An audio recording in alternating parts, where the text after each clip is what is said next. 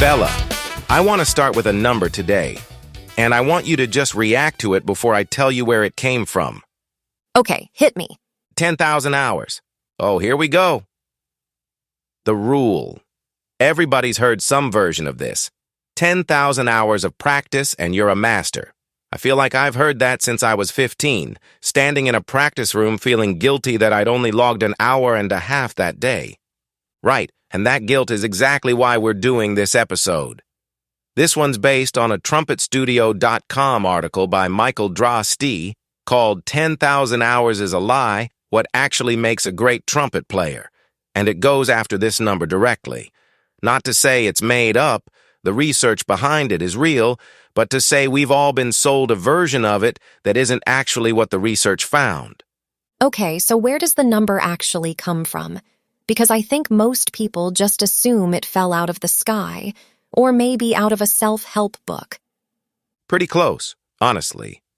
It comes from a study in the early 90s by a psychologist named K. Anders Ericsson. He and his team wanted to know what actually separated elite musicians from really good ones. So they looked at violin students at an elite conservatory in Berlin, split into 3 tracks: future soloists, future orchestral players, and future teachers. And let me guess, the soloists had practiced the most. By age 20, yeah. And the number that kept showing up for that top group was somewhere around 10,000 hours. Okay, so that part's true. That part's true. But that's the whole finding. One correlation in one small group of violinists at one point in time. It wasn't a rule. It wasn't a formula. It was an average. So how did it turn into everybody needs exactly 10,000 hours to be great at anything? Malcolm Gladwell. He picked up that number for his book Outliers in 2008 and turned it into this clean, simple idea. 10,000 hours of practice in basically anything produces mastery. And look, it's a great sentence. It's motivating. It feels fair, like anyone can just put in the time and get there. But that's not actually what the guy who did the research said. Not even close. And here's the wild part. Ericsson wrote a whole book later called Peak, specifically to push back on this. He spent years explaining that the hours were never the mechanism.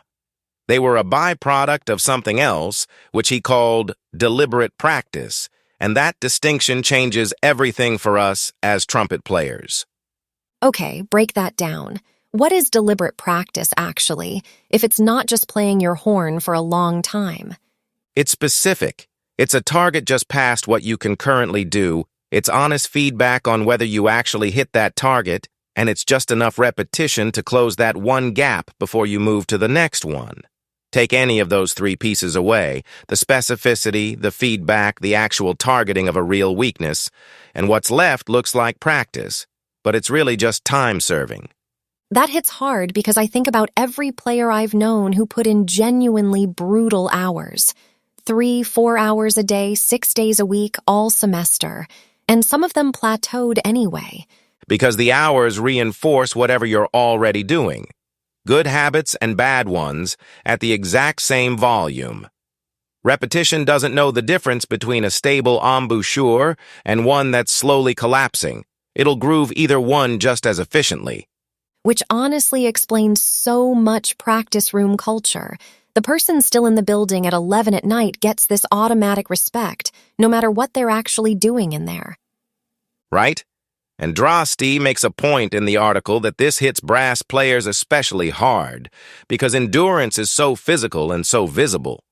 Your chops actually give out. So, more time on the horn feels like the obvious answer to every problem, not just the endurance ones. Okay, so if it's not about the clock, what did somebody like Herseth actually do? Because nobody in that Chicago lineage talks about practice this way. That's really the heart of the article. Herseth built one of the most recognizable sounds in orchestral history through this almost obsessive daily consistency with fundamentals. Not grinding more volume, refining the same core material every day. And Jacobs took it even further. Jacobs argued that practice as effortful repetition was often working against musicians instead of for them. His whole approach was song and wind, the ear and the breath in charge, the conscious mind mostly out of the actual mechanics.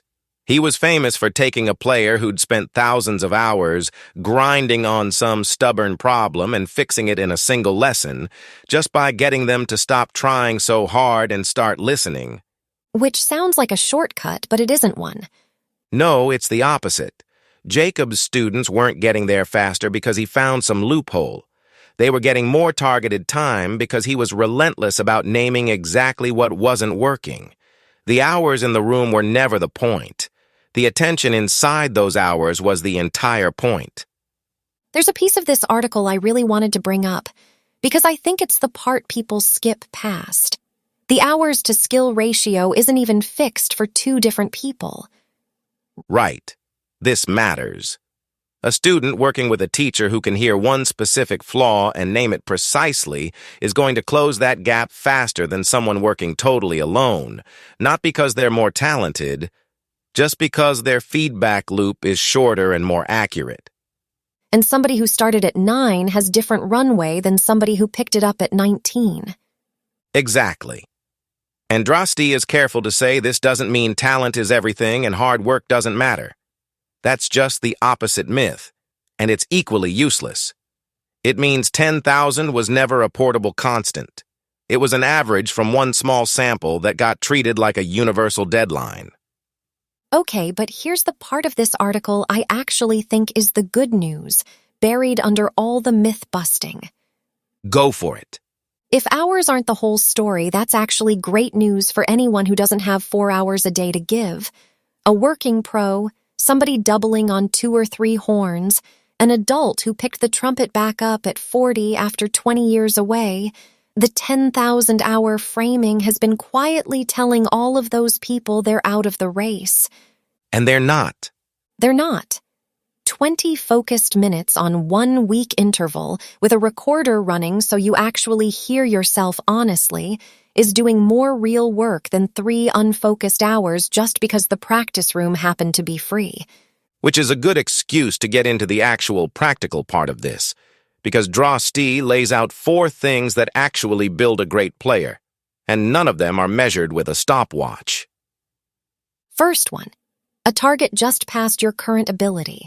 Not something you can already play clean, and not something so far out there you can't tell if you're improving. If a passage comes out fine at your comfortable tempo, it's not doing anything for you anymore except maintenance. Second, honest, immediate feedback. And this is the one most people skip entirely in solo practice, because your ear adapts to whatever you're doing while you're doing it. It starts hearing your own mistakes as correct the second they get familiar. Recording yourself and listening back cold, even just a few minutes later, gets you back to something like the honest feedback a teacher gives you live. It's rough the first few times you do it. It's rough every time, honestly. But it's the fastest way to hear what a session actually sounded like, instead of what it felt like from inside it. And if you want an easy way to build that habit, that's actually why Record Yourself is sitting right in the practice room in Trumpet Studio. No extra app, no extra gear, just hit record before you start and listen back after. Third thing, enough repetition to close the gap and then stop. Once it's fixed, drilling it more isn't deliberate practice anymore.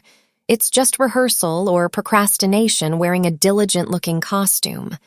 And fourth, real playing, under real conditions. No amount of practice room repetition fully prepares you for being the only trumpet in a section that just got handed a tempo change from the podium.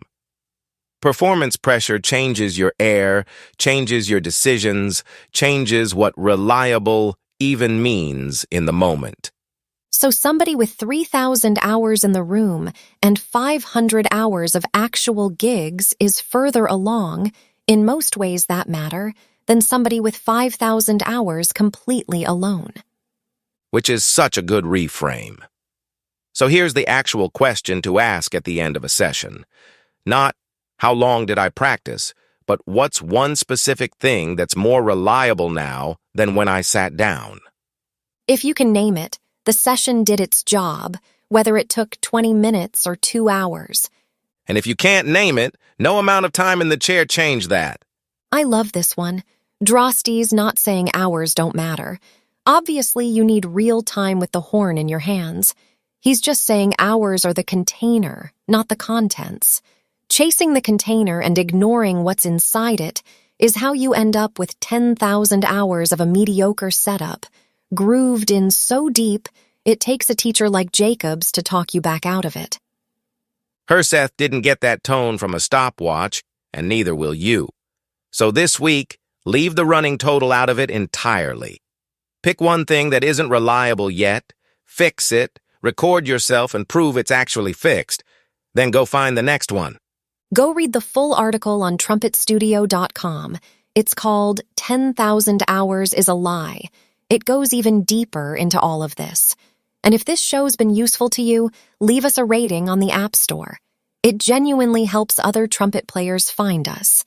If you need the latest practice material, be sure to check out the Ultimate Warm-Up Book for Trumpet and the Ultimate Technical Study for Trumpet. If you're getting ready for the gigging season, don't forget your copy of the Ultimate Wedding Book for Trumpet. See you next time. Now go practice.